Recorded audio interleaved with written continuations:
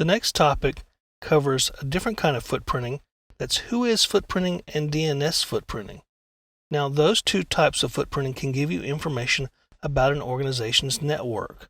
What you may find is the domain name of the organization through their domain name registration, and this would give you information about their IP address space, possibly who the registrar is, a point of contact with the organization, sometimes even an address and phone number of the organization.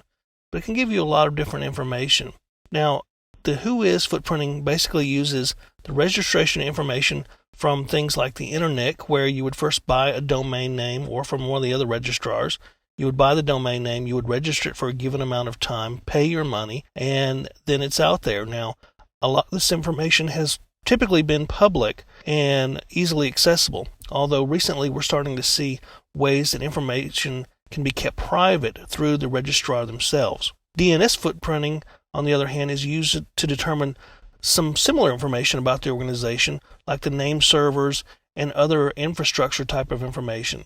So you'll get a lot of the same kinds of information from both of these sources, but it's good to use both and cross-check and make sure that you have the most current information and the most accurate information. So let's go ahead and take a look at WHOIS and DNS footprinting. I'm on the website domaintools.com, and I just arbitrarily picked this, but there are several different WHOIS search engines out there, and they all access the same WHOIS records. There are sites you just do a search on WHOIS lookup, and you'll find several of them, and you can use your favorite, whichever one you like. And I picked this particular one at random, and I'm just going to type in vtc.com and do a lookup on it just to see what I get. Now, WHOIS records are publicly available out there. There's no hacking into another system to get them. So let's see what information we can find on the virtual training company. We have our registrant, Keith Provost, and the address and so forth actually belongs to Network Solutions. That's their registrar, who they bought the domain name from. And we see some information here that's interesting. We get the technical contacts, but they are at Network Solutions, at the registrant. Previously, some earlier WHOIS records basically had the phone number and address of the company itself versus the registrar. So you can see that they originally bought their record in 1993, and it expires currently in August of 2023. One thing you have to do is watch for the expiration on domain names, because there are a lot of people out there who will see that something's about to expire and buy it outright out from under a company. If they're not paying attention, they let it expire, it can be bought, and then they'll typically hold that domain name for ransom and want money in order to sell it back. Because once they expire, technically they're out there for anyone to buy and use. We also see that VTC lists its domain servers here, ns0.dnsmadeeasy.com, so that's who they use for their DNS service, and they have 5 DNS servers out there. So they're not hosting their own DNS. They've let a third party take care of that. So that actually would make it more difficult to hack an organization, as if you outsource some of your infrastructure and services to an organization that does that and is really good at doing it. In this case, they've outsourced their DNS here, so that DNS is not part of their infrastructure. We can tell that immediately. So we've gotten a little bit of information here. We've got the name of a point of contact at VTC.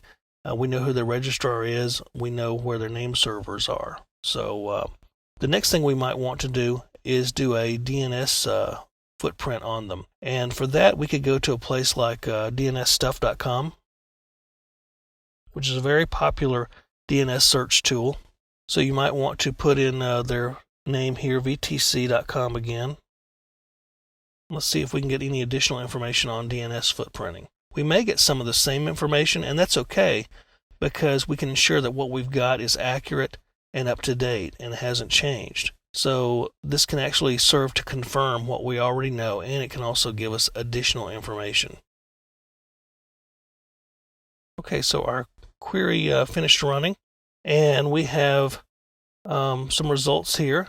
And what it does is it not only looks and gives us information about the organization, but it also tells us a few things about their DNS status here. We can see that we have the same DNS servers listed here, and we also now have the IP address range for those DNS servers. There could be information here from the querying them, from pinging them, or whatever.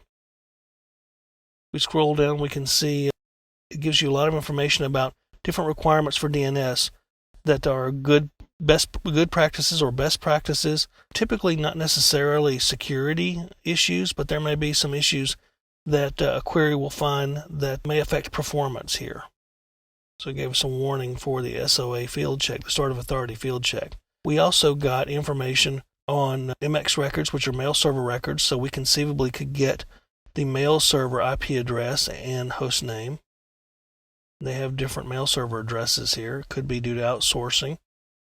And one good thing, it says it's a fail, but it's a good thing, is connections to the mail server have failed. That means that you can't get to a mail server and do damage to it. So there were no connections allowed to that mail server, and that's good. So a lot of different information here that we can see.